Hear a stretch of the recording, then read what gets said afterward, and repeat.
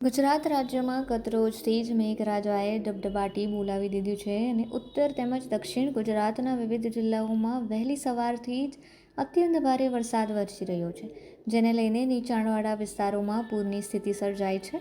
અત્યારે સુરત શહેરમાં વરસી રહેલા વરસાદને કારણે રાંદેર વિસ્તારના સિદ્ધેશ્વર મહાદેવના મંદિરમાં લોકોને દૂધ જળનો અભિષેક કરવા મળ્યો ન હતો. એટલે કે વરસાદી પાણી ભરાઈ જવાને કારણે જાણે મહાદેવને વરસાદી પાણીનો જ અભિષેક થઈ ગયો હતો. હું મીનાક્ષીબેન સારંગ પાંચપીપળા સ્ટ્રીટમાં રહું છું અને અમારા મુલ્લામાં સિદ્ધેશ્વર મહાદેવનું મંદિર આવેલું છે અને હમણાં શ્રાવણ મહિનો હોવાથી ઘણા બધા લોકો અહીંયા મંદિરે અભિષેક કરવા માટે આવે છે. ગુજરાતના જીવાદોરી સમાન ઉકાઈ ડેમમાં પાણીની સતત આવક વધતા વહીવટીતંત્ર દ્વારા સમયાંતરે પાણી છોડવામાં આવી રહ્યું છે, જેને લઈને ગતરોજ ઉકાઈ ડેમમાંથી 2 લાખથી પણ વધુ પાણી છોડવામાં આવ્યું હતું.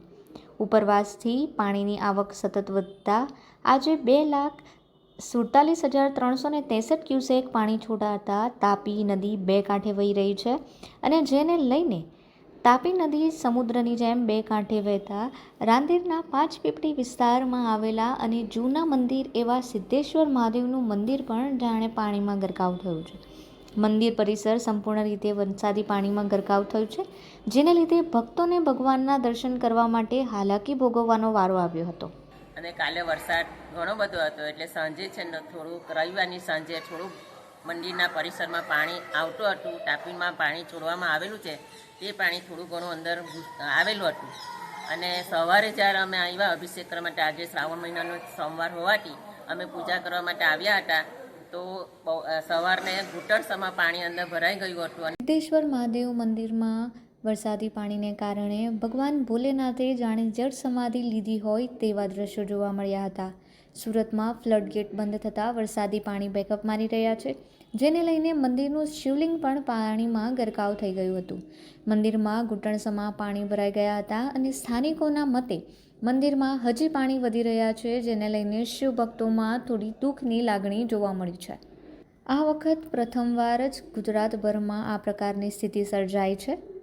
આજે શ્રાવણનો સોમવાર હોવાને કારણે મોટી સંખ્યામાં ભક્તો જળ ચડાવવા માટે પહોંચ્યા હતા. તેઓએ નિરાશ થવું પડ્યું હતું. અત્યારે તો સાંજે 3 વાગે લગભગ ઘૂંટણથી પણ ઉપર પાણી અંદર ભરાઈ ગયું છે એટલે જરા પણ પૂજા કે અભિષેક થઈ શકતું નથી.